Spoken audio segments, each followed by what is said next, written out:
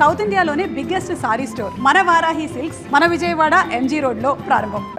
దయచేసి అందులో ఉంది కదా, అందులో ఉన్న frustration ఒకసారి ఒక ఇంటర్వ్యూలో చూపించాను. Somebody was murmuring behind. Okay ask me question finish అయిన తర్వాత ఎవరు అది ఆపండి అని అంటే like that I told this is how my character will be there. కాదు యాక్చువల్లీ ఏదో డిజార్డర్ ఏంటది, అలెక్స్థేమియా. ఓకే, అందరికీ ఉంది ఆబ్వియస్లీ. అది మాకు కూడా ఈ మధ్యన ఎమోషన్స్ తెలియట్లేదు, ఫ్రస్ట్రేషన్ వచ్చేస్తుంది, నిజంగానే చంపేయాలనే థాట్స్ కూడా వస్తున్నాయి. అంటే మనం ఇప్పుడు ప్రెసెంట్ జనరేషన్ కనెక్ట్ అయ్యామన్నమాట with the disease, with the script, with the story, with the thing connect అయ్యేది వేరు. ఇది డిజార్డర్ వల్ల కనెక్ట్ అవుతున్నది కొత్తగా ఉంది. ఈ మధ్య కొన్ని సినిమాల్లో డిజార్డర్ తోనే కనెక్ట్ అవుతున్నారు హీరో క్యారెక్టర్. ఎందుకంటే లైక్ సుకుమార్ గారు రంగస్థలం సినిమాలో రామ్ చరణ్ గారికి ఇది, పుష్ప సినిమాలో సంథింగ్ ఇలాగా మోస్ట్లీ హీరోకి ఏదో ఒక డిజార్డర్ పెడుతుంటే ఆడియన్స్ బాగా కనెక్ట్. సార్ ఆ స్కూల్ నుంచి వచ్చిన స్క్రిప్ట్లే అలా ఉంటాయి సార్. బికాజ్ మన డైరెక్టర్ ఉదయ్ శర్మ గారు ఉన్నారు కదా, వాళ్ళ నాన్నకు ప్రేమతో ఆల్ దిస్ దీంట్లో రైటర్గా వాళ్ళు వర్క్ చేస్తారు చాలా. So that is why I think he has that arc. తర్వాత నేను కూడా సుకుమార్ సార్ ఫిలిమ్స్తోనే ఇన్స్పైర్డ్ కాబట్టి maybe it all came together. So సకుటుంబానం అంటే సుకుమార్ గారి ఫ్యామిలీ నుంచి వచ్చిన వ్యక్తనేమో మేబీ ఇండైరెక్ట్లీ మీనింగ్ మేబీ. అంటే బుచ్చిబాబు గారు launch event, trailer launch event లో చెప్పుంటారు, ఐడియా ఫుల్ గా విన్నాను, ఇది సుక్కు సార్ ఐడియా ఎలా ఉంటది అని చెప్పి. సో ఐ థింక్ చెప్పారు. సో ఐ థింక్ మీకు కూడా మంచి కాంప్లిమెంట్స్ ఇస్తున్నారు. అంటే టేక్స్ ఏమన్నా టెక్నికల్లీ 2-3 టేకులు తీసుకోవచ్చు, కానీ ఆయన వల్ల అయితే ఒక్క టేక్ కూడా ఎక్స్ట్రా తీసుకోలేదని చెప్పి. అంటే that is a confident which is given by the surroundings. Like ma'am కానీ, రాజేంద్ర ప్రసాద్ గారు కానీ, బ్రహ్మానందం సార్ కానీ, దే మేడ్ మీ కంఫర్టబుల్. అంటే నేను ఎక్స్పెక్ట్ చేయలేదు. ఒక డాన్స్ ఫీల్డ్లో అంటే ఒక ఫోర్స్ ఉంటుంది, తిట్టడాలు ఉంటాయి, ఒక చిన్న మిస్టేక్ చేసినా అవుటే. సో అలాంటి ఒక భయమైన ఒక సిచ్యువేషన్ నుంచి ఇలా వస్తే ఇక్కడ అందరూ కంఫర్టబుల్ చేస్తున్నారు. బికాజ్ ఆ సీన్ పలకాలి, ఆ ఒక ఎమోషన్ పలకాలి అని చెప్పి. సో చాలా హెల్ప్ అయింది. Maybe all credit goes to all my seniors who performed around me. So Megha గారు 1 year దాటేసింది కదా, దేనికి? మ్యారేజ్ అని కాదు, మా హార్ట్స్ బ్రేక్ చేసి మేమేమో హీలింగ్ ప్రాసెస్లో ఉన్నాం, అలా జాగ్రత్తగా రికవర్ అవుతున్నాం. మళ్ళీ కనిపించారు, ఎందుకు కనిపించారో ఏదో రికవర్ అవుతున్నాం, కొన్నాళ్ళు అలా వదిలేసి కదా. బట్ స్టిల్ అలా ఆన్ స్క్రీన్ కనిపిస్తూ ఉంటారు, ఆఫ్ స్క్రీన్లా కనిపిస్తూ ఉంటారు, మళ్ళీ మానిపోతున్న గాయాన్ని మళ్ళీ. But anyway normally I mean మ్యారేజ్ని ఏమంటారంటే అందరూ అదొక న్యూ లైఫ్, అసలు లైఫ్ మ్యారేజ్ తర్వాతే ఉంటుంది అంటారు. ఈవెన్ మ్యారేజ్ డేట్ని కూడా న్యూ డేట్ ఆఫ్ బర్త్ అంటారు చాలామంది, అంత స్ట్రాంగ్గా బిలీవ్ చేస్తారు. సో మీ లైఫ్లో ఎన్ని చేంజెస్ చూసారు మ్యారేజ్ తర్వాత? నాట్ మచ్ అండి. సో ఐ డోంట్ నో, అన్నీ అంత పెద్ద చేంజ్ ఏం లేదు నాకు. సో డెఫినెట్గా it's a special moment. It was, but I know him from before. So college నుంచే తెలుసు.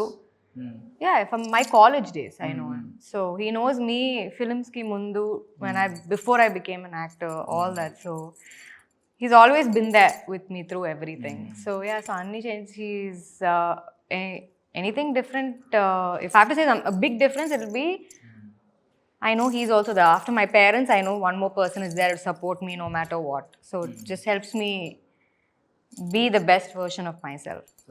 చేంజెస్ ఏం లేవు పెద్దగా. ఆడియన్స్ కి మీడియాకి తెలియకుండా ఎలా మేనేజ్ చేశారు? అది అసలు చెప్పలేదు, లాస్ట్ టైం అడిగాం. నో, నేనే మేనేజ్ ఏం అంటే అందరూ చెన్నైకి వస్తే there in restaurant, I won't go run and hide and all. ఎవరు నోటీస్ చేయలేదు. I don't know if it's తెలియదు, జస్ట్ ఐ నెవర్ హిడ్. మనం హైడ్ ఏం చేయలేదు, బట్ పోస్ట్ చేయలేదు అంతే.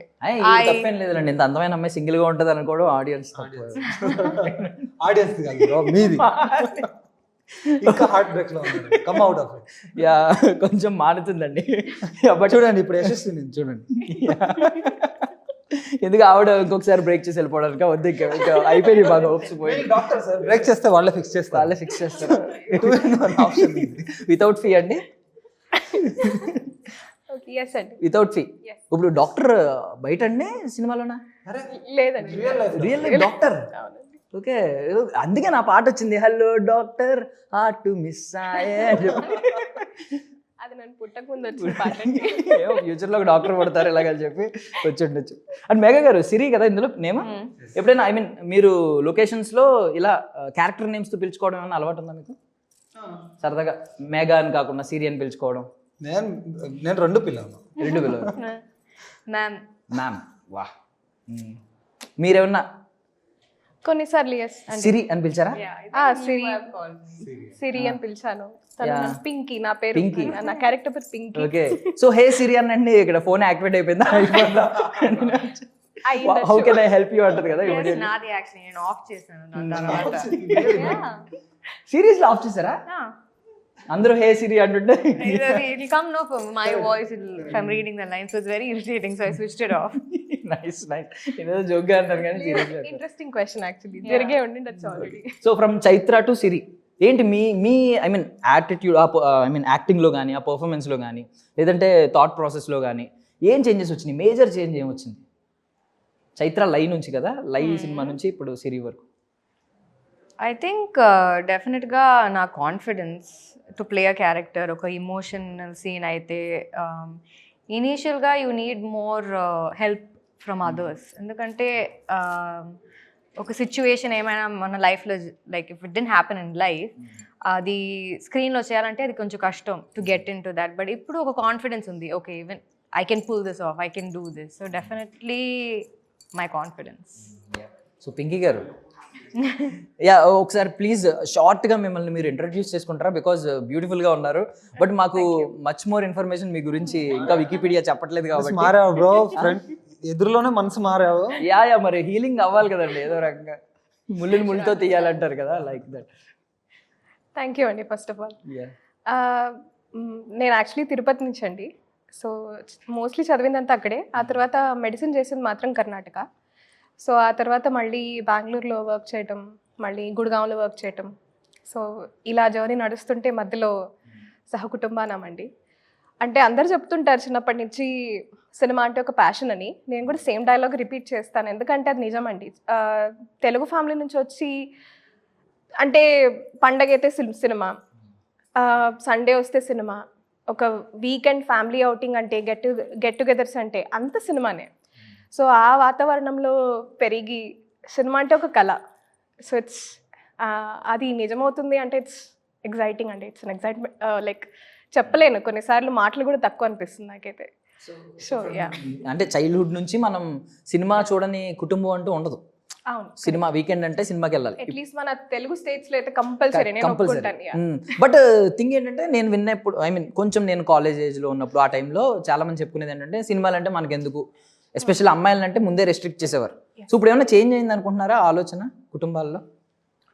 మేబీ అండి, ఎందుకంటే ఈ ఇన్స్టా ఇన్ఫ్లుయెన్సింగ్ ట్రెండ్ ఎప్పటి నుంచి అయితే people are more aware of these things అండి. అంటే మీకు ఎక్కడెక్కడ ఏం చెడ్డ జరుగుతుంది, ఎక్కడెక్కడ what is right for you, what is wrong for you అన్న డిఫరెన్స్ యాక్చువల్లీ చాలా మందికి తెలుస్తుంది.